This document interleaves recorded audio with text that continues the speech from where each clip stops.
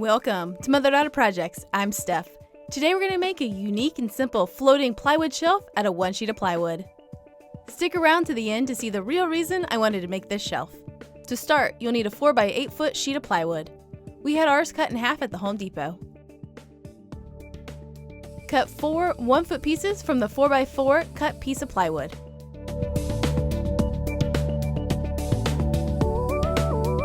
To make all the cuts, I'm using our Ryobi circular saw with kreg rip cut jig attachment. This jig is great for making repetitive and accurate cuts.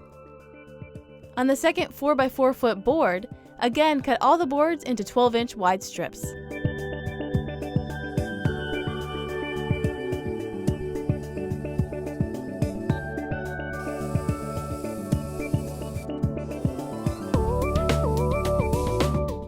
Then cut those boards into 12-inch squares. Once everything was cut, I sanded with 120 grit and finished with 220 grit sandpaper.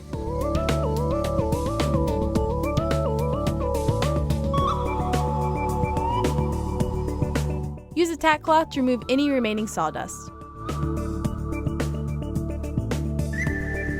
For 6 of the 12-inch squares, add 3 pocket holes on each side using a kreg jig. Pocket holes are a simple and secure way to join 2 pieces of wood together.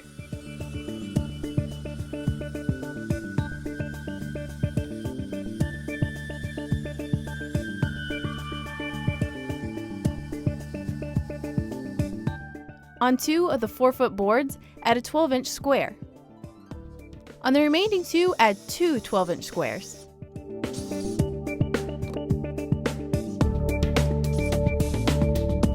Lay the connected pieces in place, then glue and screw the shelf together.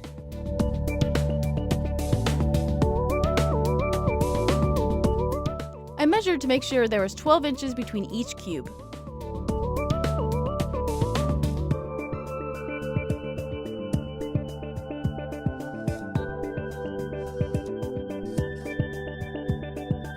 Once all the screws are in place, use natural colored wood filler to cover the pocket holes.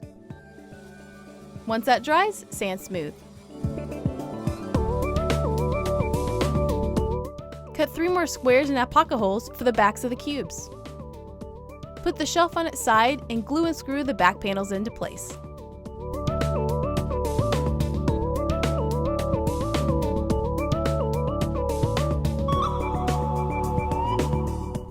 You can paint this however you'd like in the next step. I really like the natural look of plywood, so I took the piece to our spray shelter and used mid-wax clear lacquer to seal.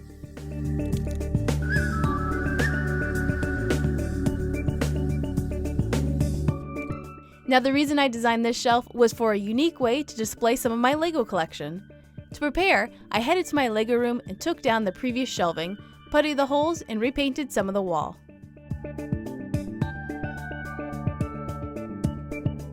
To attach the shelf to the wall, we're going to use 3 French cleats. These are our go-to for hanging anything heavy on a wall. We added 1 part to the back of each cube, then figured out where our shelf needed to be on the wall. We attached the wall portion of our French cleat with our Husky gimbal palm ratchet.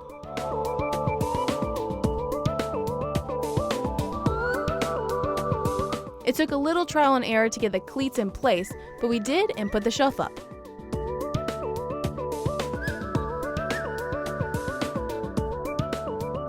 To make sure the cleats are seated properly, we used an inspection scope to check the placement.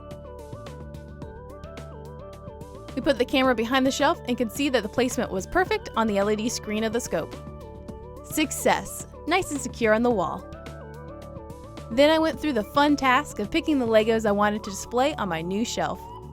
I've been told not everyone has their own Lego collection, but this shelf can be used to display your favorite collection. Bonus, when the shelf is on its side, it could be a pretty cool bookshelf. You'd put the French cleats at an angle on the backs, and you'd have a really unique bookshelf.